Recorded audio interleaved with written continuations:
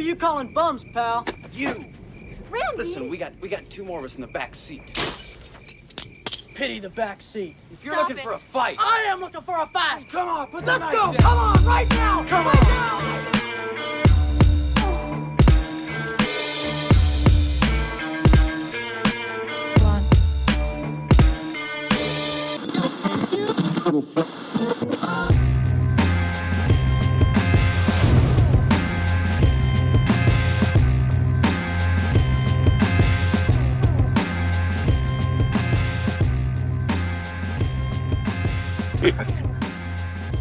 It's it. Don't get nervous.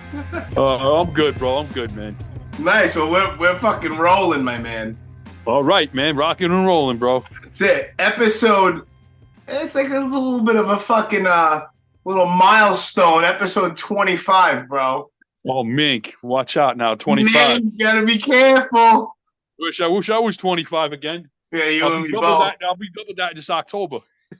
I'll be done with that in 4 years. I'm not too far behind you, bro. There you go, bro. Yeah. Joey, a.k.a. Joelific, a.k.a. Gagootz. What's up, Jimmy Ferrari? That's me. How you been, bro? I'm chilling, man. You know, just living the dream, man, as they say. Is it like a half a nightmare? Yeah, half a nightmare, a quarter of a wet dream and quarter of a real dream. Yeah, you always get disturbed when it's the good dreams and you wake up and it's all fucked up. Exactly. Yeah, man. You know, I was thinking, I was like, how come you haven't been on this podcast? Especially because if people don't know, I mean, I feel like I repeat myself a lot, but the last podcast I did, the Brooklyn Blast Furnace, I had that shit for like almost 6 years. That's right. And you did beats for the intros for that shit, and you did the beat for this one, and That's right. like, why hasn't Joe been on? So I'm like, yo, you want to fucking do the pod? I'm like, Why not, man? yeah, You know? exactly. It's like, Yeah, well, listen, I appreciate it, man. I'm humbled, bro. To be honest with you. I'm no Rogan, but you know, we shoot the shit. Like-minded, a small niche amount of people, you know, a little small niche group that likes Right. all the same shit. So Right, exactly. Yeah, no doubt, man. that's all it is. I don't give a fuck about you know that by now. You know what I Yeah, mean? listen, man. You're a Brooklyn guy like I am, man. You come from the same era, you know what I mean? Same generation, man. Exactly. I can give two shits. I talk like Exactly. you, like I would talk to anybody out at work. I talk to everybody for the most part the same way, no matter who they are. Exactly. Well, that's it. Yeah. You know, you treat people how you want to be treated, man. That's how I was raised, you know? Exactly. And then always people like to come out of the side of their neck on nonsense, but you just laugh and you move on with your day. Exactly, man. Exactly. Don't sweat the small shit, you know what I mean? Nah. I don't fucking not at all. You know, it's funny. What's up?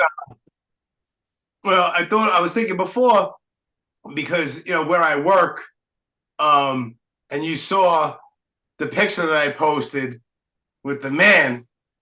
Yes. Bro, so like that came up again at work, that he might actually, his foundation might actually wind up renting a floor in my building that I work. Really? Yeah, so it's like, you know what's bugged out? All right, real quick. The only reason why I'm bringing this up because I know you're a Yankee fan, so Die hard. yeah, same here, bro. So I've met a lot of people, and I don't get starstruck. It's like, what's up? You know, it's whatever. Right. You know, it's like, oh, it's cool that you're whoever you are. That's fine, well and good. I very, very rarely get starstruck.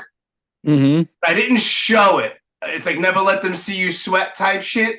Word, of course. So, bro, it was so crazy, man. Like my boss, I'm like the second guy. There's like the super, and then there's me. And it's a Right. it's a 21-story commercial building on about 4 blocks from Times Square. So he's like, yo, do me a favor. He's like, I'm about to leave, around almost about 4 o'clock.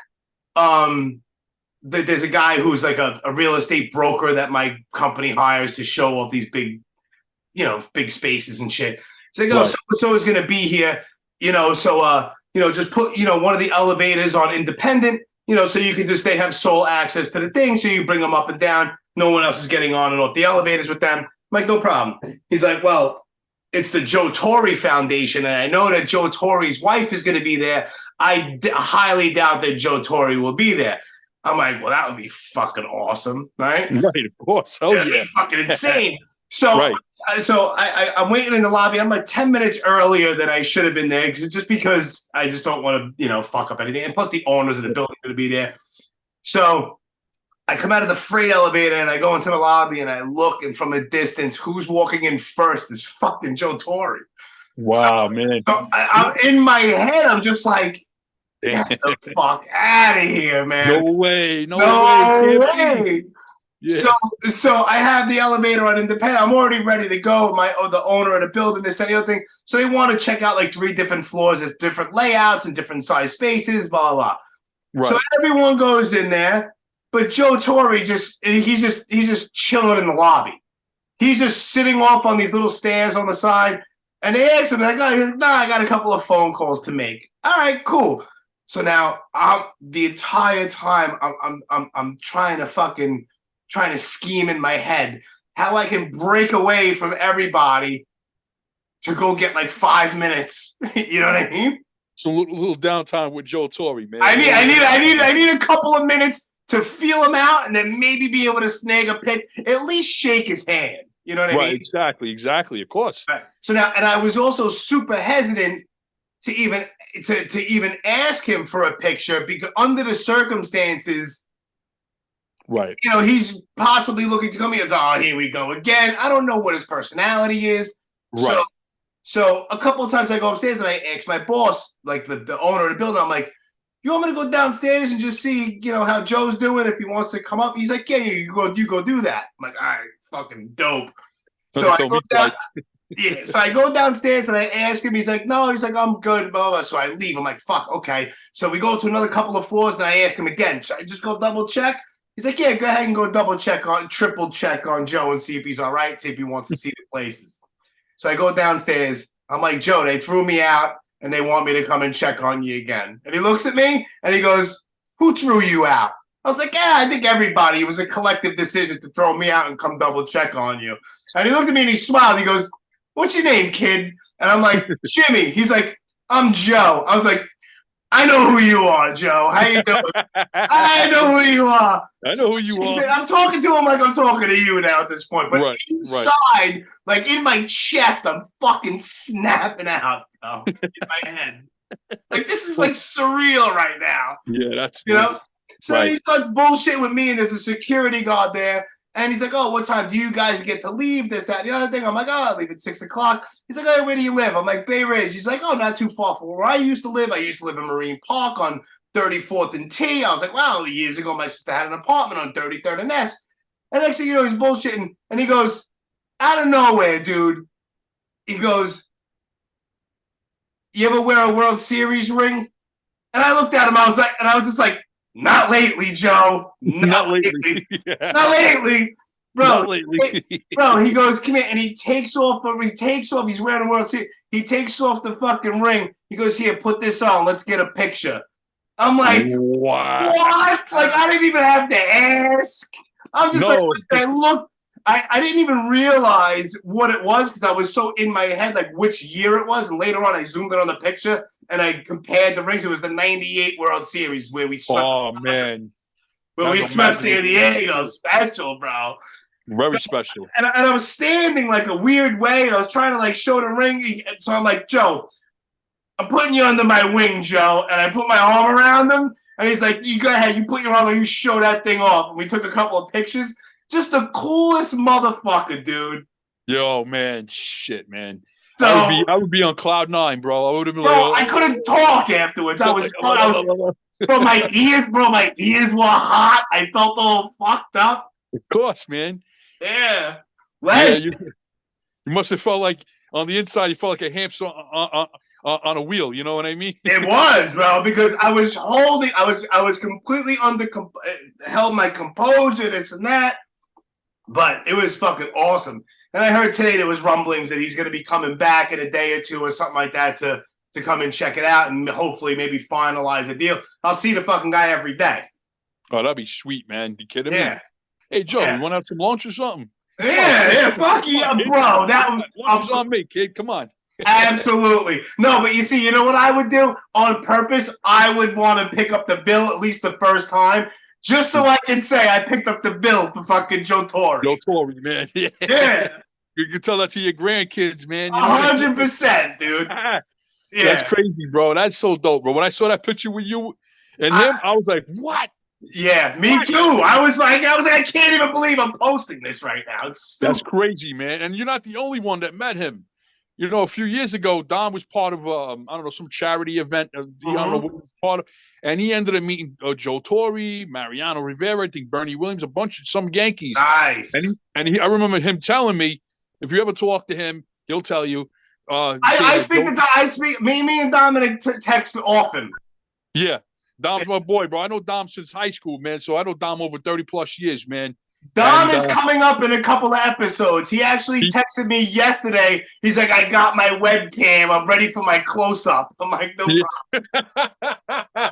Yeah, no, because he called me yesterday. We were talking, and he said to me, he goes, what's going on? I go, bullshit, like we normally do. And then I told him, I said, oh, yeah, by the way, Jimmy Ferrari's going to be interviewing me tomorrow. He's like, no shit. He's like, he's like, Jimmy's been at me for a minute, but Joe, I've been so busy, man. I said, no, it's understandable. Said, yeah, of course. I'm not going to break your balls. If you can do it, cool. I can wait. It's all good. I don't like it. It's all good. But I'm glad that after I told him that, he probably was like, you know what? Fuck it. I'm going to do it. And you're doing it. Now I'm going to do it. Joey's doing it. I'm going to do it. Yeah. So.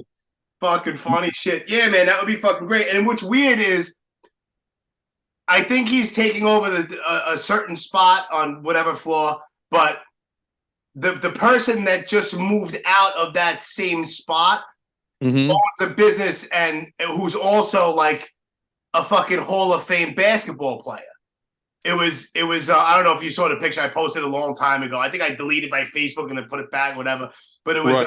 The company was called Admiral. It was David Robinson from the San Antonio Spurs. No shit. Yeah. The Admiral. Oh my God, yes. He was a former Navy guy, man. Yeah, yeah. His main office is down in San Antonio, but every like 3-4 months he would come into the building, and I met him one day, and he was fucking cool as shit, man. Yeah. Yeah. Good dude. I heard he's a nice guy. Sweetheart of a guy, man. And you would think that these people like would have like an ego, you know what I mean? Yeah, but not at all, man. Which thank God, you're like a regular guy. Well, that's what you want, man. When you meet somebody that you idolize one way or another, yeah, and you meet them and they're like cool as shit, like Danny. Look, prime example, Danny, bro. You meet 100%. Danny, you're like, oh my God, fucking guy's the coolest person walking planet Earth, man. You know what I mean? Most humblest dude. It's weird, bro. I say that shit all the time. It's like I started like hitting spot, like I've heard of, I found the Delta Bravo thing and then this and that. And then once I hit several spots before I actually formally met Danny. Right. You know what I mean? Because I met him briefly in like 1993 at like the Palladium when they played with House of Pain, played with Bart. But it was like 2 seconds, dope show, blah, blah, blah, and then out. You know what I mean? It wasn't like I hung out with him. I met him in passing briefly. So that doesn't count. But I sat down and I had a conversation with him at a Coconosha show in Philly in like 2017 or something like that, or 18, whatever it was. But that's when I first met him. But I think the first spot that I hit was in like March of 2016. Okay. You know what I mean? And then I met Danny. But we would go back and forth on Facebook, but that doesn't matter. Like, I don't know you if I'm just matching. You know what I mean? Right, of course. I have a conversation in real life. You know what I mean? Right. But yeah, prime example of somebody just being who had a level of fame and was in the spotlight. I mean, just like Joe Torre, he's not in the spotlight anymore, but he had this giant level of fame. Just like with fucking what's his face? David Robinson. Yeah. David Robinson. Yeah, David Robinson. Yep. You have this level of fame, but then you're just a regular guy, and Danny's a prime example of that. Yeah, no, 100%. When I first met Danny was at MCA Day. I think it was 2015, 16, I think it was. Okay. I forget what year it was. And, what's his name? Mona introduced me to him, because I know Mona from back in my graffiti days, and he was a Vandal Squad cop. And he I know. Oh, I know.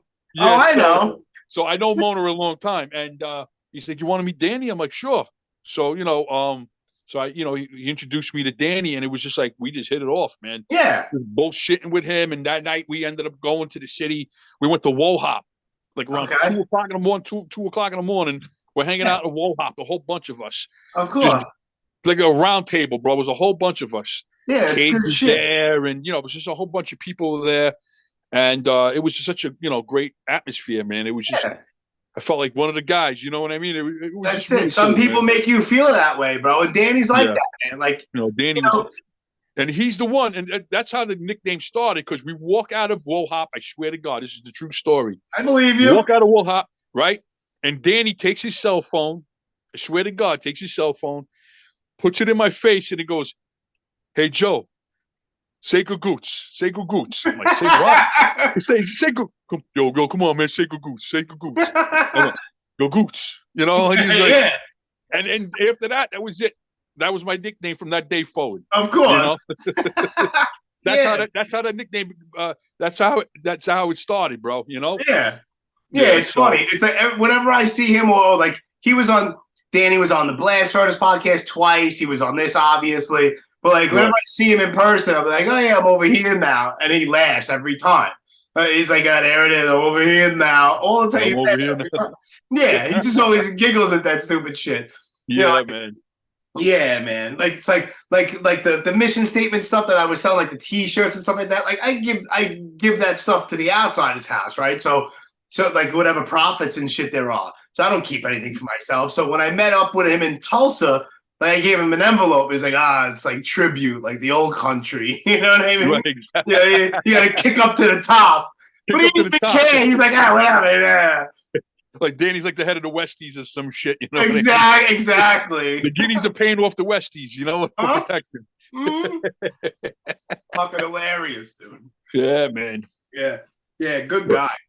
Yeah. Danny's good people, bro. And ever since then, bro, it's like whenever he's come to New York and we were all hanging out. We hung out a couple of times, maybe like another 2 times after that. Mm-hmm. I hung out with Danny maybe 3 times, if that. You know what I mean? But it's always made you feel like he knew you your whole life, his whole life, and that's what I loved about him, you know what I mean? And still to this day, I got a lot of admiration for him, of course, and him being a recovering alcoholic, that's what I mean? Huge. At this point, it's like everybody knows he's Danny Boy from House of Pain. It goes without saying, everybody knows that, right? But it's like after that's like for me personally. That's always there, of course, but that's like back burner because that's in the past and stuff. Like, but the positive shit that he does in and around Tulsa with the kids at the schools and the whole museum and just going to being hosting meetings and his whole recovery thing and all of that stuff, and just the fact that he has a piece in a weird place like Tulsa, which I'm sure 10 years ago, he would think that you were crazy if he would be living in Tulsa too. Tulsa, like what? Tulsa. Yeah, exactly. So it's just like I have a huge amount of respect for him in that regard, and all the positive stuff that he did, in Tulsa, and is still doing. It's like he's posting, he's posting like, there was like yesterday or maybe it was today or whatever. I'm all fucked up. That he was like a whole bunch of pictures of like 7th grade kids after they were done reading the novel. They drew all pictures of the outside, and he's posting drawings from like 7th graders who read the outside. It's like all such a good thing with kids, and this whole resurgence of the outsiders and all that stuff. It's fucking right. That's awesome. Keeping that legacy alive. You know what I mean? Yeah, it's timeless. It's timeless, man. Story. Between S.E. Hinton, and then the movie itself. You know what I mean? It's just iconic, man. Just keeping that all alive, man. That's awesome. He's helping it flip generations. I mean, exactly. He's passing the torch, so to speak. You know what I mean? Big time. I mean, I watched that movie when I was a little kid. The movie came out in '82. I was 6 when it came out, or 7, depending on what month it was. I don't remember it was this month, right? So I was 6 technically. I was 6 years old, and I'd be sitting with my daughter, who was like 5 or 6 at the same time. and I'm watching The Outsiders with her. She's reading Right. now in Jersey. It's like, you know, Yeah. it's like, you know, it's she can't wait to go to The Outsiders house next summer. Right. That's awesome, man. That's awesome. My niece is into it too. My niece, Victoria, my sister's daughter. She's like 3 weeks apart from my son. They're gonna both be 20 this year. Okay. And she was a big when a few years ago, I think it was the freshman year in high school. It might have been like maybe senior year in middle school. She read The Outsiders and she fell in love with the book. Yeah. And then she actually sat down. She watched the movie, and she couldn't stop talking about it. And she was like, "Uncle Joey," she's like, when I told her about Danny, what he did with with the house out in Tulsa, she was like, "Oh, I would love to go." So sometime in the near future, I'd like to take her. Bro, it's so fucking awesome. Yeah, I would love to go, man. I'd love to go. My wife is obviously, my wife's a year younger than me, our generation. So she grew up on that movie as well. Sure. She loves the movie. And, so maybe I'll take a trip out there, maybe surprise Danny one day and say, There hey, you go. look who's in the house. Yeah, look who's over here now. Gagootz is in the building. I'm over here now. Exactly. Gagootz in the house. He's like, whoa, Gagootz. Yeah, nice. Yeah, bro, book that. Because I see, last summer, I felt like I was kind of rushed because it was such a long road trip. And so it was like every day I was staying in a different spot. So when we got to Tulsa, we got there early one afternoon, and we left like the next early afternoon. So I kind of felt like it was rushed a little bit. So like this time, I'm going to book at least 2 days at the Greaser Hideout, which is right across the street from the museum. Right. Which is fucking just bananas in and of itself. It's like another museum. Like there's everything out. There's a whole wall of fame where they all sign on the wall in there too. It's fucking so well done. It's like meticulous. All these little attention to detail of everything, bro. It's immaculate. It's a fucking experience, bro. That's dope. Yeah, I definitely like to experience that myself, Yeah, it's fucking awesome. That's awesome. And just support Danny, once again. So all the time. It's I don't want nothing free. And I wanted to reach up because he's so tall and choke him because in Tulsa, it's like he won't even let you pay for a meal. It's like, what the fuck? Like we went out to eat. It was like, all right, I was gonna grab the bill. It was already paid for as soon as we walk in the door. I'm like, bro. And then like the first thing the next morning, it's like 7 o'clock in the morning. He sends me a cryptic text. Meet me here, like in a half hour with like Google coordinates. I'm like, okay. So I click on it, and it's like a couple of miles away. It's called the Fastway Cafe or something like that, and Fastway Diner or some shit like that. Speedway, right. Fastway. And we go there and we sit there and we eat breakfast and blah, blah, blah. And I tried to fucking pick up the bill. It was already, I'm like, dude, like, it's like, don't worry about it. And that's Danny, and I understand, but Jesus Christ, man. He's appreciative. He's appreciative. He appreciates you. He appreciates people that support him and show him love and look past, what he's done. You know what I mean? Looks past, his celebrity. I look way past 1992. I look past Cosa Nostra. Coca Nostra. I look past all of that stuff. I look at Danny as a person. Yeah, in the beginning, I was like, wow, that's kind of fucking cool, Danny from House of Pain. But after a while, it's like, yo, what's up, Dan? What's up, bruv? Like, it's neither here nor there at this point. Right, of course, 100%. Yeah, man. So that's all dope, man. Yeah, that's why I support everything. I try to get on there. I'll see, like, I never thought I would have fucking 12 different variations of Outsiders and House of Pain switchblades. But I do. And they sell out in like 5 minutes. So it's like, dope. It's like he makes a tiny run and then it's a wrap. So I jump on that because I always say a collection isn't a collection unless it's a full collection. Yeah, exactly. So you can't miss out. And plus, I'm a little fucking OCD when it comes to certain shit. If I'm in. Sounds like a guy I know. Yeah. I'm like that too. Are you?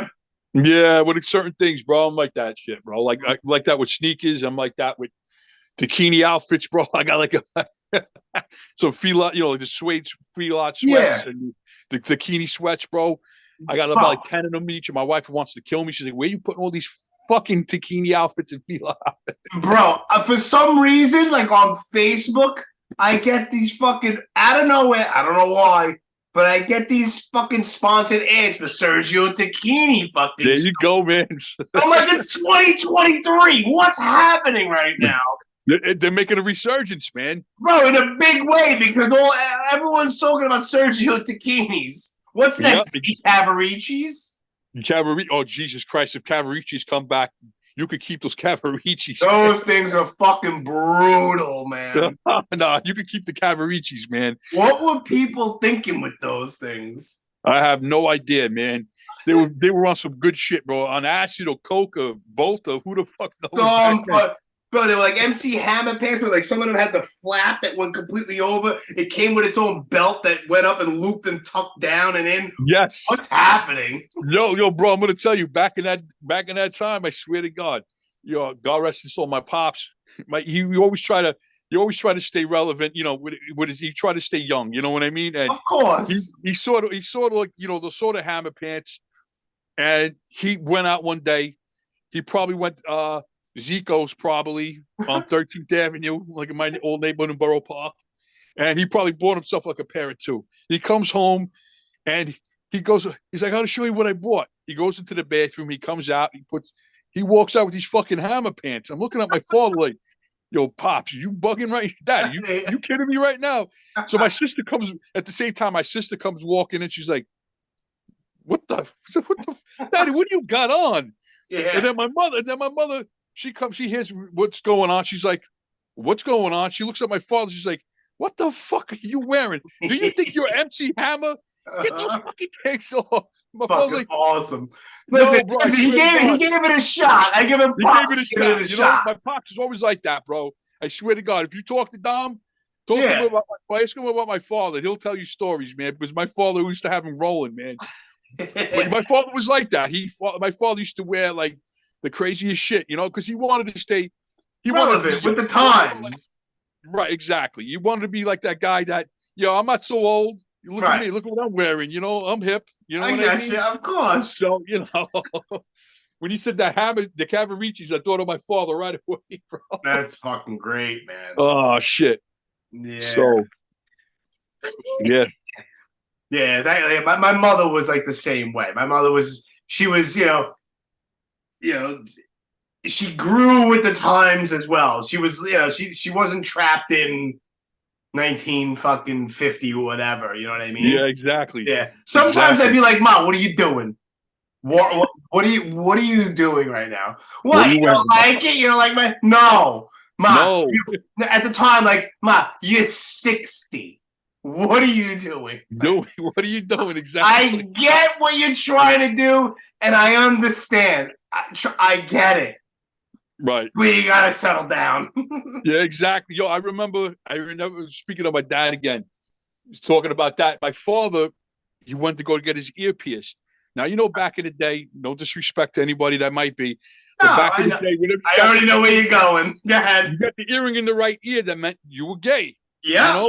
So my pops, he comes home, he has a big smile on his face. He always, whenever he got something where a pair of, a shirt or pants or whatever that he thought would make him look young and cool, he would always like come in with a big smile on his face and want to show it off to all of us. He was proud of himself. Right. So yeah, exactly. Very proud of it. He comes in, he goes, I got my ear pierced. So back then my mentality was, I'm looking to the right ear. It's his dad. You don't got no earring in your. I mean, I look to his left side of his ear, and look, his dad. You don't have an earring. Where's your earring? He goes over here, and he points to his right ear. And I looked at him and went, Dad. He said, what? Do you know what you just did? Do you know what that means? He goes, what do you mean? What do you mean? He's like, yeah, it's cool. I got an earring in my right ear. She says, Dad, you're supposed to get it in your left ear. And my sister goes, Daddy, it's in the wrong ear. And then he's like, why? And I explained to him. He goes, Jimmy, I swear to God, he pulled it right out of his fucking ear. Of course he did. The next day he went, he got it in the left ear. That's fucking awesome. No, bro, I couldn't stop laughing. He says, I'm glad I ran it by you kids. He's like, because a lot of people will be looking at me the wrong way. Yeah, like you're sending out a certain kind of a signal there, like it's code. Yo, Jimmy, I couldn't stop laughing. He's like, all right, stop laughing. Cut the shit. Yeah. Oh, man. But That's fucking funny shit, man. yeah, man. But Oh, God. so yeah, man. You've been Yeah. killing it with those smashes, Jimmy. Uh, it's almost. I almost feel like I don't have. I have. You know what it is? What is it really? I don't even know.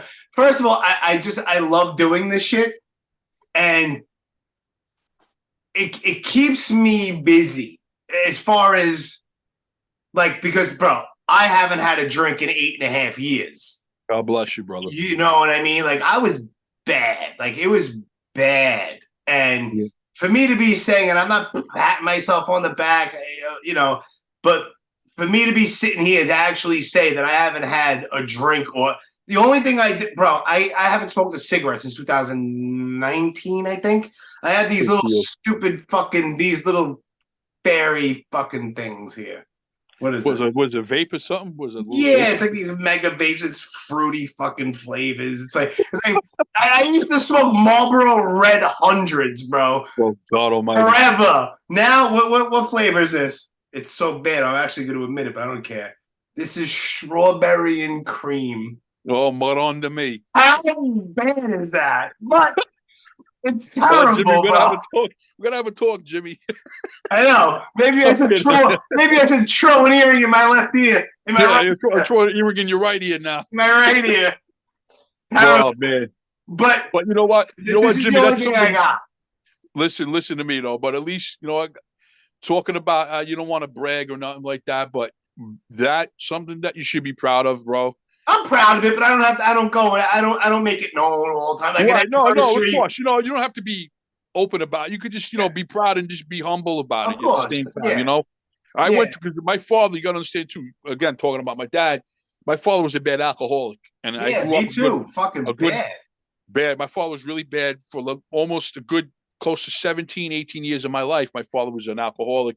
Yeah. Until 1987. So I'm wrong. 1987, he cleaned himself up. So 1987 was 14. Yeah, it was 13 going on 14. So a good 14 years of my life. Okay. My father was an alcoholic, bad. Yeah. Really bad. I mean, there were times where my sister and I, we would get a call from the bar in our neighborhood. It was a place called Vitali's. It was on Fort Hamilton Parkway between 39th and 48th Street. Okay. And God rest their soul, the owners was this woman, Louise, and her husband, Phil. I'm sure they're gone by now. And Louise would call and say, you call me to call the house, and either get my mother or me or my sister on the phone and say, listen, you got to come get your father or come get your husband. And we would go over I swear to God, I can't tell you, me and my sister, plenty of times, my mother's like, I ain't going, you kids go get your father. Yeah. And we were literally kids walking over to the bar 6 blocks away. And literally my father in the middle and me and my sister on each end of him and walking him back to the house. Yeah.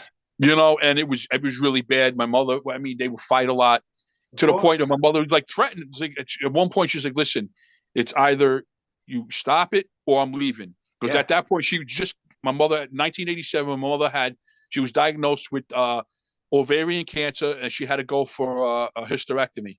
And after all of that shit, she went through it all. God bless her. She made it through. And he was still drinking. And she said, listen to me. I went through what I went through right now. I am not doing this shit with you no more. It's either you straighten your ass out, you get cleaned up, or I'm leaving you and you're never going to see your kids again. Yeah. And around the same time, he went to the doctor because he wasn't feeling good. They did all these different tests on him, and they found that his liver was fucking corroded. And the doctor said, he said to me, he says, listen, he said to him, Joe, if you do not stop drinking right now, he's like, you're going to end up dropping dead because your liver is on its way out. So between what my mother, threatening him to leave, and my sister would run away. She would go to my cousin's house, so she'd go to a friend's house and not want to come home. I became very introverted. Yeah, he saw all of that happening, and he took it upon himself to say, you know what, enough is enough. He worked for the TA. He was a transit authority guy. He was a tower operator, and they had a program for the TA employees to go into rehab for, drug addicts, alcoholics, whatever. And he went in, and he was in there for probably like 2 weeks, 3 weeks, I think, like 30 days, I would say. Okay. And he snuck in a phone call one day. He wasn't supposed to do it, but he snuck a phone call in one day. And Jimmy, that was the first time I ever in my life ever heard my father cry. Ever. Really? Ever. And he said to me, I promise you kids, and I promise your mother, when I get home, I'm going to be a changed man. And I promise you that. And I'm going to tell you, to the day he died, close to 30 years, my father was straight as an arrow. Good for him. You know what I'm saying? And that's why when I see Danny talking about how many years he's been clean, I always tell him, like, listen, I'm very proud of you, Danny, because I went through my dad. Sure. You know what I mean? So whenever I see anybody writing something that, you know, they're sober, like Jimmy Cash wrote something like he's been sober a long time, it's like, yo, more power fucking to you. You know, it's just like to get back, like, why, like one of the reasons, it's not the reason, but one of the reasons why I do go all over the place and smash it, because it keeps me busy. It keeps me busy doing something that I legitimately love to do. So A, I'm never bored. Right. B, you know what they say about addicts and shit. Plus, that's probably why, like I know that people have joked around in past posts and stuff on like posts and stuff that I, you know, about buying merch and all this stuff that Danny Boy makes. And I don't remember who said. Maybe it was probably fucking Dominic who fucking said it. No, Dom, like, yeah. He said, I think maybe he's like all he's doing is just like he's just like switching addictions. You know what I mean? So Yeah. Which maybe I'm guilty of that. Like I have no problem admitting that. You know what I mean? Like I'm into something. I'm all in, and I'm legitimately in. It's a positive thing, and it's something that. I say it all the time, like the mash itself is the end result of a bigger picture. Things that you can't post, like, you know, the mission that you go on, the city or the state that you find yourself in looking for some weird shit that maybe someone doesn't give a fuck about, but I happen to love it. You know what I mean? So why not share it with the world, man? Right. Yeah. And it's like, you know, it's like I bring it up a lot because it's in the forefront of my head because I've never done a huge road trip like I did last summer. You know, I flew one way from JFK to Austin, Texas, and basically we drove our asses back to New York after almost 3,000 miles in 8 days. And it was all over Texas. It was all over fucking Oklahoma, The Outsider's house, Arkansas, Johnny Cash's grave. Why am I in the original house where the Texas Chainsaw Massacre was filmed? Why am I standing on the Branch Davidian compound in Waco right now? Why am I limping out of Dealey Plaza with a 24-inch piece of the original fence where they whacked the president from the grassy knoll because I have it in my shorts? Like all of these places. I did. I wanted to break like a little small piece off, but a big chunk came off, and I'm like, oh fuck. So it's 114 degrees that day, literally 114 in Dallas. I have shorts on, obviously, so I'm like, I'm not gonna throw this away, and I'm not gonna break it up even smaller. So I have to like slide it down my pant leg. So I'm like limping through Dealey Plaza with a piece of the fucking fence where they whacked the president.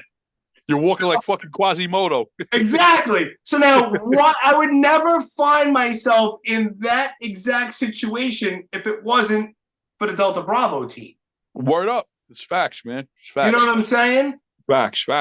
You know, so and it's like, you know, all these places I've been in and all the little stupid shit that I collect from whether it's dirt from a grave or a brick from the Rocky fucking pet shop and all this stuff. Like I have so much cool shit that people look at it like, oh, you have gravel and rocks and pebbles and pieces of wood. I'm like, yeah, but they're from certain places that I actually visit. I didn't buy it anywhere. There's an experience that goes behind all of that shit. Right, exactly. You know, so it gives me memento, so to speak. Of course. And it's not in a souvenir shop. I got it. You know, I have a fucking twisted, burnt up piece of sheet metal that came from the original Branch Davidian fucking compound. Wow. That's crazy, man. Yeah. So like somebody would look at that, oh, that's just a piece of fucking burnt sheet metal. I'm like, yeah, but do you know the history behind that? And where I got it from, and the conversation that I had with David Koresh's replacement pastor. I had an hour-long conversation with a cup of coffee in my hand at 7:00 on a Monday morning. Why am I here? How am I here right now? Because I set out on a road trip to smash spots, and that's that. I mean, like I always wanted to do a road trip. But all right, yeah, great. You'll go sightseeing or whatever. But now there's more of a purpose to it. So, Right. so that's probably why I do smash a lot of shit because I like to keep busy. Right, Yeah. of course. It keeps Some you people busy, get man. annoyed. Some people get a little annoyed. You know, oh, it's a Ferrari overload. But why did my post bother you? Why are you sitting on your couch talking nonsense? Who cares? Like, I don't care what people do. Like, do you enjoy what you're doing? Post it. You know, whatever. Yeah, well, it is what it is with that. But to me, it's the experience, man. 100%. Just to be in that specific location wherever you're going to know that something historical happened there, whether it was a movie, a music video, a famous photograph, an album cover. I mean, you know what I mean? Or some historical thing happened in the sense of like the president assassination, such like that. David Koresh, Waco, the Davidian Great. compound there. You know what I mean? So, I mean, that's great, man. Yeah, You know, it's like with Danny Boy. One of his favorite movies ever was The Outsiders. He found himself in Tulsa. It clicked with him. He saw the house, and that started this whole thing. It could just be things that bring you back to your childhood, which a lot of that stuff is with me as well. You know, right? Texas Chainsaw Massacre house, Friday the 13th spots, and like next summer, like I cannot wait to go to Cali because I need to walk around Spawn Ranch. Wow. Yeah, I need to. That was the catalyst that got me interested in like true crime. When I was a little kid, I saw Helter Skelter on TV. Mm-hmm. And I'm like, what's up with this dirty little hippie with no shoes? And there's dead people around him because these people listened to him and they went and they did this. What's going on with this? And I was a little kid and I was like, you were intrigued, man. Yeah, I was like, what makes people like, what was this guy all about that he made, like, what makes this guy tick? And then it was just goes on from there, like, Right. So, so I go and I do these things and visit these places that I never thought I'd find myself in. That's amazing, though, Jimmy. I mean, you explore. I mean, listen, you explore more. I mean, isn't that like kind of like the whole basis of Delta Bravo in the first place? Go out and explore the world, man. Yeah. And there's a portion of it, of the title, it's right there, urban exploration. Exploration. There you go. Explore more. That's it. And I mean, for me, the only couple of smashes I did was I did a couple of the French Connection smashes. I saw. That's awesome. I did the one where, I forget the guy's name. He's running up the steps and freaking Pop-Boy pops. Yeah, that's 62nd Street Station. Yeah. 62nd Street Station on the D line. Yeah, man. And then the part when the whole car chase scene when he makes the underneath the L. Right underneath the L, right over there where the Oriental Manor used to be, the Oriental Theater used to be. Yeah. I knew exactly where that was. I said, oh shit. So when I was part of this, I was like, I got to go out and do these smashes, Yeah, man. And see, Mona got to it first, but I knew from when I was a kid, the Barracudas hangout in Saturday Night Fever. That was in my old neighborhood in Borough Park. That was on the corner of 43rd Street and 12th Avenue. And for years and years, for the number of years that I was part of Delta, I said, I got to go there. It was right in my old neighborhood. I got to go. And sure as shit, one day what pops up on Facebook in the group, Mona smash, Mona smashes. And I'm like, God damn it. God damn it. I'm like, damn it. When I saw Mona, I said, you got to it before I did. He goes, yeah. And he knew, because he knows I'm from Borough Park. He says, that's your old neighborhood. He's like, I'm surprised you didn't get to it before I did. I'm like, I said, you beat me to it, man, Yeah. Who's better than Mona? Mona's one of my favorite people on the planet. Mona's a good dude, man. Yeah. He's part of the Nom Nights, and every year he's part of the Nom Nights, and they have a car show every year, every May. And my Cadillac, the Verazzano Cadillac Club that I'm a part of, we go to the show every year. And I went last year, and I saw Mona, and he came up to me, hugged me, Joe, what's going on? He loved my car, and he, it was a great show, for a good cause, of course, and when I saw him, when Jimmy Cash was in New York last month, doing the comedy show, we went out and Mona was there and we were talking. He's like, I'll see you in May, right? He said, you're going to be there at your club, right? I'm like, yes, I'll be there, Mona. Beautiful. Like, I'm counting on you, Joe. I'm like, I'll be there. Yeah, man. We'll be there. You know? Yeah, it was funny because I had Mona. He was on this obviously too, but I had him on the Blast Furnace podcast, and it just so happened that he was talking all about his his days as a Vandal Squad and all this stuff. So it was funny because I had Tommy Rebel on right before Mona. Oh yes, Rebel. So I'm talking with Mona. It was funny because I was working at the school in Bay Ridge at the time still. So there's me and Mona in like a third grade classroom at like little school desks. Oh my God. And that's where I'm recording the podcast. He comes, he brings me L&B pizza, and we go into the school. Literally, it was like a second or a third grade classroom. Oh my God. We're sitting at these little desks, and I have my little Zoom recorder there, and we're bullshitting in this like kids' classroom. But it was fucking funny. But I was talking to him about that. I was like, it's funny because the last guest that I had on was Tommy Rebel, and he's like, Tommy's a good guy, and it was just funny. It reminded me of like Pacino and De Niro in Heat. It's like, you're good at what you do. You're good at what you do. I have respect for you, but if we cross paths, someone's going down. And that's how Mona was when it came to all the graffiti dudes. He did. Yeah. He caught me. Here's a funny story of how I met Mona. I had to be about 14, about 15 years old. Okay. 1988. This is when they were buffing out all the trains. Yeah. And back in the day was the B train. They called them the Star Wars, the R40s, the slant in those R40s, the B trains. Right. So they were buffing them out. So I used to do a lot with stickers, and so I had a sticker on me and it said "fuck the new B," right? So I'm on 9th Avenue Station. Never forget this. I'm on 9th Avenue Station, and I'm hanging out with Dro, ACC, Dro. Yeah. Right.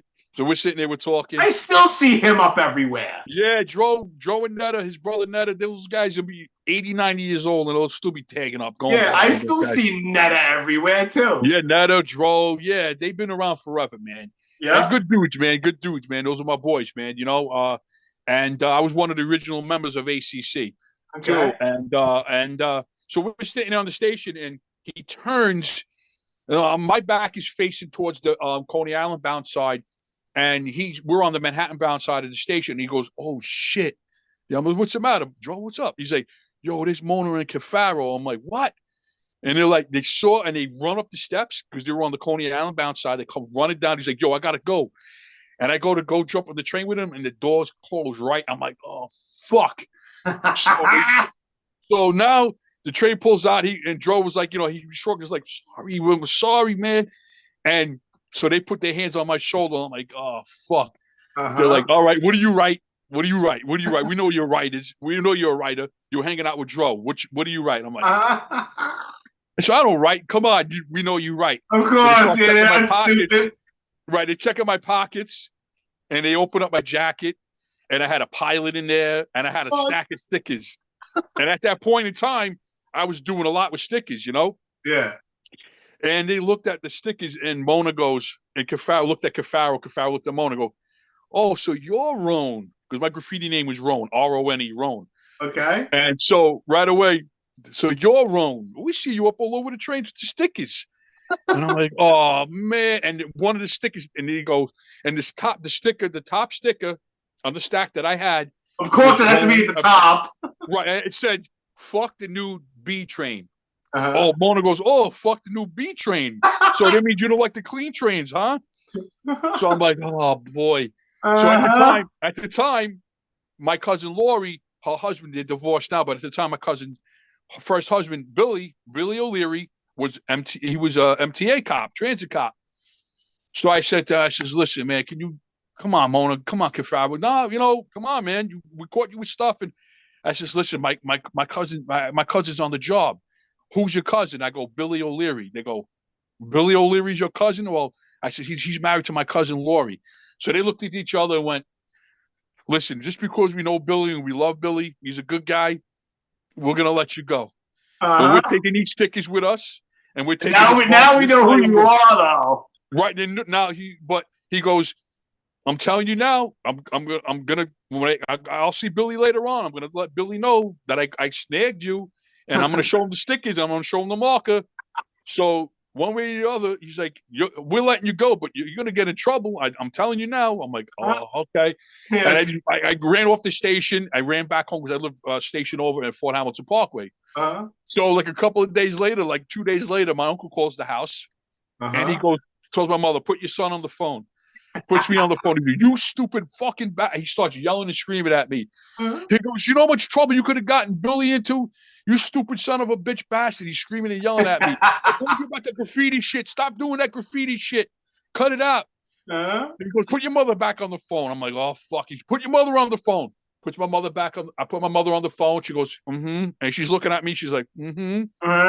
She wants to fucking ring me. All right, back. Tony, I'll talk to you later. Goodbye. She hangs up the phone. She get over here. I got to beat up my life. Right? Now, wait. Then my father comes home. She grabs my father, tells my father, and now my father flips out. And he goes, you stupid bastard. Not only could you get Billy in trouble, but, I'm on the job too. He goes, they find out your father works for the TA. I could get in a lot of trouble. Yeah. What the fuck is wrong with you? And he fucking slaps you off the back of the head. He goes, you better cut the shit. He said, because I ride the trains and I see your shit. I see the road stickers. I see the road, your tag, your with spray paint and markers on the train. I see that shit. He said, you better cut the shit out. I'm telling you now. I'm like, all right, Dad, all right. And then soon afterwards, the trains went clean and I stopped doing that shit, Yeah. But then years later, when I ran into Mona, I think it was at the time, it might have been, I don't know if it was MySpace or Facebook, but, I saw him on there and I friend requested him and he messages me right away and he goes, is this Joey Roan? I can hear him say that too. Is this who I think it is? I'm like, yes, Mona. How are you, Mona? I said, do you mind a friend request? He's like, nah. He's like, Joey, I'm retired. And then, and then we exchanged numbers or whatever. And then soon afterwards, then the whole Delta Bravo thing started. And he introduced you to Danny Boy. Go figure. Yeah, he did. And he introduced me to Danny Boy. And he said to me, he's like, listen, back then he told me, he said, listen, I was just doing my job back then. He goes, he's like, but I got a lot of respect for a lot of these riders. He's like, a lot of respect. Yeah. He says it took a lot of guts, especially when it comes to the trains, to do what these guys did. Yeah. 100%.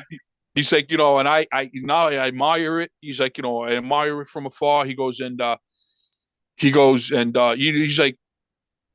I was just doing my job, man. I said, no, I understand. Yeah. He says to me, he's like, and remember when I snagged you all those years? I'm like, yeah. Of course I remember. I said, how can I forget? Yeah. It's funny how he remembers, but God knows how many people he's busted. You'll always remember it, but it's like he remembers it, so Yeah, he remembers it. I was laughing, man. I was like, my God. I said, you had me shit in my pants that day. He goes, that was the whole point. Lesson, right? Yeah. That was the whole point, Yeah, man. And so, but like I said, I admire Mona. He's a good guy, man, and I appreciate what he does, like for the nom nights and stuff like that. Or the charitable, things that he does for the vets and stuff like that. Yeah, man. Yeah, so, nights are they're all military and retired cops and Leo, first responders and first responders and stuff. Yeah, and I met some of those guys last year. Because my club has been going to the Nom Night show now for about maybe a good 4 or 5 years. Okay. But I only started going last year, and I said, "Well, I can't wait to come back next year." You're gonna bring your car over there? Yeah, I'm gonna bring my car. My car should be ready, and it's another thing to kind of lead into it. I got into an accident with my beautiful '81 Coupe de Ville. Oh, heartbroken, man. All right, top to it. Was it your fault or no? Well, it wasn't really. It wasn't. No, because my only thing I'm guilty of is taking the car out in the rain. What it was is that my club president Joey Galante, we have ties to. He's close friends with the owner of Gold Coast Cadillac in Oakhurst, New Jersey, and they were doing a charitable event for the American Legion, honoring veterans, and they wanted some old Cadillacs in the showroom. So Joey reached out to me. He's like, Joey. So I know you have the car at home. He's like, you mind bringing it out? I don't care. So I brought it out, and it was like almost a month ago on the Saturday when it was raining out. And we're going out to Jersey. I'm driving, and everything going smooth. And in the back of my head, something telling me something stupid's going to happen. Something stupid's going to happen.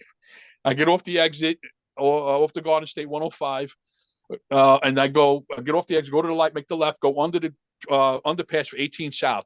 Make the right onto the exit, and it's a sharp curve. As soon as I come around the edge of the curve, the car hydroplaned, and it slid, and then it slid sideways, and then it went forward, and it hit into a concrete divider, and it took out my whole header panel, man. Destroyed my whole header panel.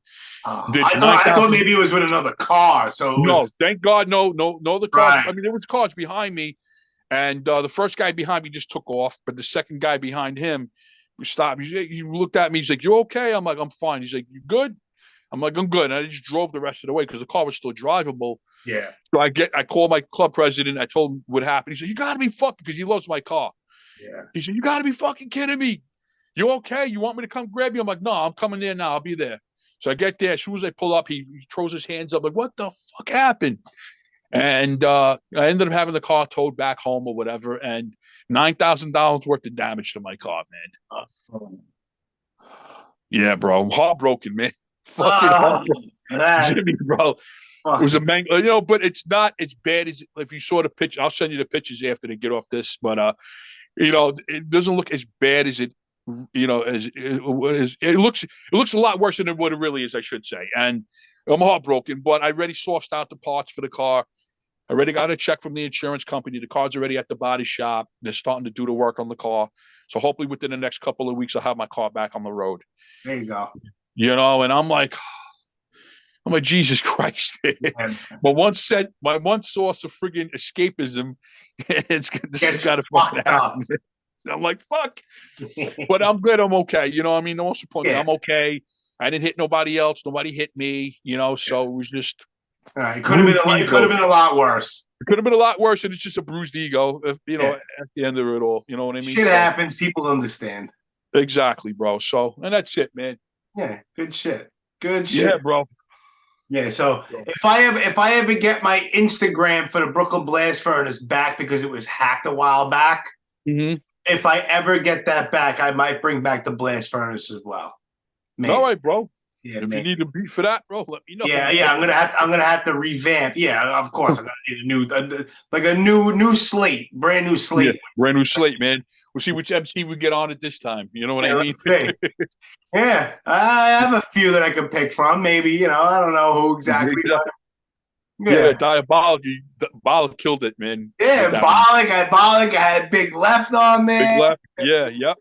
I gotta hit up Lefty. I haven't spoken to him in a while. He's a good man. Dude, man. Yeah, he was I've talked to him a couple of times from the time you introduced us together. He's a good fucking. He is a funny motherfucker, man. Yeah, man. Yeah, because I follow him on the gram, and sometimes he does like live posts and shit. And he's a silly bastard, bro. He's a funny fuck, but he's good people, man. 100%. Yeah, big man. Time.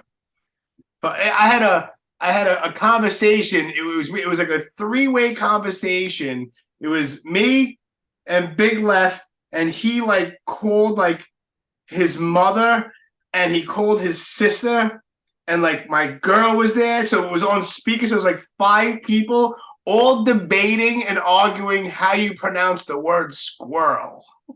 Oh God! It was the most bizarre, retarded thing ever. That's fucking nuts, man. And then he's like, "No, it's squirrel." I'm like, "It's not squirrel, it's squirrel." SKWERL, squirrel. No, it's squirrel. I'm like, "What did you say?" Bro, it was like a 15-minute debate with his old mom and his sister, who I never met. It was fucking retarded. I'm like, "What's happening right now?" You're the fucking Coca Nostra guy. You're the what's squirrels? Yeah, no, it's crazy. It's crazy. Fucking funny, good dude, man. Yeah, no, he's definitely good people, man. Yeah, definitely good dude, man.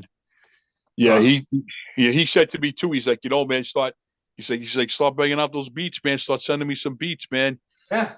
So I'm like, yeah, definitely. And I haven't got a chance to.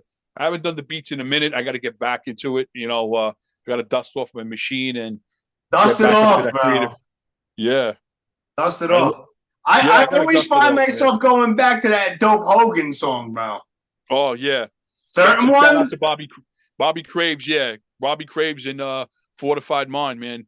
They're just two of many MCs that will come up with certain ones. You know what I mean? That collective of certain ones, and Yeah, Bobby's a good dude, man. And when I shot him the beat, and he was like, "Yo, I want this beat. I want this beat. Yo, I'm gonna kill this one." And him and like I said, it was a Feral Surge or Fortified Mind. It was Feral Fortified Surge. Mind. Fortified Mind. It was right. Fortified Mind. Right. And they were like, "Yo, they both loved it." And they're like, wait till you hear what we did with this shit." Yeah. And he shot it to me. And when I heard that shit, I was like, "Yo, that's fucking crazy." Fucking dope. And we had a little buzz going for a minute with that, you know? And it was just like, oh, man, yeah, that's when I was like, yeah, man, I gotta do more of this shit, man. And I worked with a couple of cats, you know, like little underground cats that are on the come up, you know, like this guy Sam Poetry, good dude. You know, he did a track of mine years back, and then this other kid that I'm cool with, this kid Staff Littles. He's originally from the Amboys in Jersey. Now he lives out in I think PA somewhere, Easton, and he blessed some of my shit too. This kid, young kid, like, you know, and you know, just getting a little buzz here and there. And my boy all the way out from California, he's from LA. This guy Xpan, EKSPAN, Xpan, dope MC, and he had a couple of albums out, and he had a nice following. And then a couple of albums that he did, I have a couple of joints, one on each album, you know. So I have a little production credits here and there, man, you know. And of course, you know, little Bollock bless my one of my beats for the Brooklyn Blast Furnace there, you know, pretty dope, man. Yeah. You know, but I enjoy it, man. I enjoy it. I miss doing it, you know. Yeah. So dust off your fucking machine and fucking put some shit together. Yeah, man, definitely, man. It was a hit up Danny one day. Say, "Hey, Danny, man, when you do more little Coca Nostra shit, bro, keep me in mind. Keep me in mind." Yeah. Well, somebody, I don't remember who it was, but when I was looking for it was on. I put it on my personal Facebook page. I didn't put it on Delta Bravo one, but I was looking for somebody for a beat for like the Blast Furnace, and maybe it was Nako. Somebody, I think tagged. I think it was Nako. He was like, "Yo, do a little Delta Bravo spin on it," and that's when I hit you up, and that's when you made some beats. You know, selected some beats from your little library there. Yeah, exactly, man. And Nako's another one too that kind of encouraged. He's like, "Yeah, Joe." He's like, "I love your beats, man." He's like, "Bro, you got Danny, you know." He's like, "Keep making those beats." He's like, "If you need me to put a good word with Danny, I'll talk to Danny. Don't worry about it, man. I'll convince him to have him use some shit." You know, this is what, you know, when Coca Nostra was first coming out or whatever. Yeah. Or, you know, they maybe had their second album or something like that at the time. But I never really did anything with it. You know what I mean? But yeah, he was kind of pushing me. He's like, "You know, don't worry about it." He's like, "Yo, Delta Bravo, man." I'm like, "All right, all right, now," you know. Of course. Yeah, man. Good shit. Yeah, dust off your fucking machine, and then hopefully, because I'll bring it back if I can get back that Instagram, because one, I don't have control over it and it still exists, and I don't want to make another one because there's two of them there. People get confused. I don't want to start from scratch with that, but if I get that back, then I'll probably bring it back. Nice, man. It would be dope, man. That was a great fucking podcast, bro. Yeah, man. Almost 6 years, like 350 something episodes. Like, it was a lot of people, man. A lot of shit. Man. A lot of people I became friends with, like in real life after a conversation. People I never thought I'd ever talk to. Like, why am I sitting down in a small little like cafe type thing with Havoc from Mobb Deep right now? I'm like, why? How's this happen? You know what I mean? I sat there. Dope. I bought Havoc a root beer. Like, it was weird. You know what I mean? It was like sitting there bullshit with little ass fucking Havoc, like just chilling like we knew each other forever. It was fucking crazy. You know what I mean? Yeah, that's dope, man. Yeah, it's Mobb Deep is my shit, you know? Yeah, me too, man. Yeah, big Mobb Deep fan, you know? So definitely, man. That's dope. I mean, but you know, like I said, once you have something good going, people notice. And when people notice, you know, people want to be a part of it. You know what I mean? And I mean, something like that, you know, it was, I mean, like I said, I watch a lot of your episodes, listen to a lot of the episodes, and I'm like, some interesting shit, you know? And man. I admire you for that, man, you know?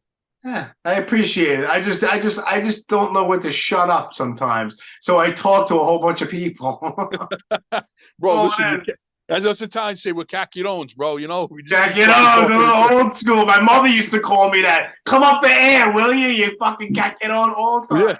So I should be on the phone with my friends back in the day. My mother's like, she's like, "What are you?" She's like, "You're on the phone, like you're like fucking. You and your friends are like wash women." She picked up Yes. the fucking phone. Yeah. Yo, boy, go out and hang out with your friends. I'm like, yeah, Mom, I'm gonna go hang out with them now. She's like, what are you doing on the phone? Get off the fucking phone. Dude, we got to talk about things before we talk about more stuff in person. Exactly. She's like, you're like you and Carl and Robbie and this one and that one. You're a bunch of fucking cacidones, like a bunch of wash women. I'm like, oh God. Well, it's true. We talk a lot. We have a sick need to be heard, I guess. I don't know. Yeah, well, listen, man, it's in the genes, I guess, bro. I don't know, man. It was the way we were raised. Yeah, exactly. The company we keep. Yeah, exactly, man. So yeah, that's what's up. Listen, I need to throw out my couple little sponsors for the podcast real quick. Go right ahead, bro. And then I'll stop holding you hostage. That's all right, man. Tom Lefevre, who's a Delta Bravo dude, he owns Main Street Jukebox. Follow Main Street Jukebox on Instagram at Main Street MAINST Jukebox. You can go to mainstreetjukebox.com. They're in Stroudsburg, Pennsylvania. They've been open since 1994. They survived, obviously, this fucking pandemic shit. I think originally there was the place fucking burned down at one point, and they moved down the block. So plus Tom's a really fucking good dude. And the next time I head out to PA, me and him, I have a plan. I need to go to Scranton because I need to hit a certain particular, very, very weird deep cut spot. I need to hit it. So it's not too far from him. So I told him when I come out there, I'll drag him along and we'll hit a spot together. So Main Street Jukebox, and there's also a page on Facebook, Main Street Jukebox. Also, Kevin Bednarz, who was a Bravo dude. He's my fucking guy. Fucking great guy, hilarious, good dude, talented artist, very talented artist as well. Ridiculously talented artist. He owns 3 pubs, well, 2 pubs and a spot where I don't know. It's like comfort food. There's the Purcellville Pub, the Ashburn Pub, and Purcellville Eats. That's the newest one. They're all on Instagram: Ashburn Pub, Purcellville Pub, Purcellville Eats. They all have websites, all of that. They have Facebook pages. If you're ever in Purcellville, Virginia, or in the surrounding areas, go check it out. Like Purcellville Eats, they don't serve alcohol, but the other 2, there's full bars, and he has fucking dope food. And I stopped in on my last road trip, and I intend on stopping in probably before my next big road trip. I got to go and say what's up to him. He introduced me to Tom Mitchell, the guy that does the Cancer Foundation. So Kevin is a really good dude. So follow all that stuff and go support them. And that's the sponsors I have right now. And it's just people that like I know and respect and who have a connection with Delta Bravo, and they own businesses, and it's family owned and operated. So you're supposed to support your friends, right? And now you don't want nothing for free. You support your friends. That's who you support first. Absolutely, man. I agree 100%. And of course, the Outsider's House and Danny Boy, and in the link in the bio for the Mission Statements Instagram, which is Delta Bravo Mission Statements, in the link in that bio, you hit it and it'll open up a link tree, and you'll find every single thing Outsider's House and Delta Bravo and podcast related. Everything from the different pages, like the Boston page on Facebook, the main group, the main page, the Delta Bravo Eats, everything related to all of it. And the top one is the web store, the Big Cartel shop, where you can buy the super limited edition stuff that Danny Boy puts out, all the Outsider stuff, all the Delta Bravo stuff. And then I think right underneath that is the Outsider's House, which all of this stuff helps to fund and support and all of that. So amen. I'm like out of breath. Go figure. Take a breath. Take a breather, Jim. Come up for air. Come up for some air. Exactly. Big Joe. Yo. I appreciate your time, my bro. Same here, Jimmy. I appreciate it. I'm humbled, bro. Thank you so much. It's all good, man. This was a long time coming, bro. And like I said, once I get the blast furnace thing back up and running, and you start making some fucking more beats, I'll drag you onto the blast furnace, and we'll try to fucking hype you up a little bit. Nice. Yeah, bro. Definitely, man. Without a doubt, bro. Without a doubt, man. All right. Sounds like a fucking plan. All right, Jimmy. You take care of yourself, brother. All right, man. Don't be a stranger, man. No, I won't. Before I almost forgot. There was a Raekwon shot that's in Staten Island that I sent you that you said you possibly know where it is. It looks like he's under an overpass. Yes. I know. He's right by my house too, bro. That's a screenshot from the DJ K Slate video rolling 110 deep. Yes. A screenshot from that, and it's a dope shot, and I want to do it. So one of the next times I'm in Staten Island, I'll give you a ring a day or two before, see what your schedule's like, and I'll meet up with you. We got to smash that spot. Definitely, bro. I'll take you right to the spot, bro. Sounds like a fucking plan. Jimmy, you take care, brother. Thanks again, man. Anytime, my man. All right, man. Peace out, Jimmy. Peace.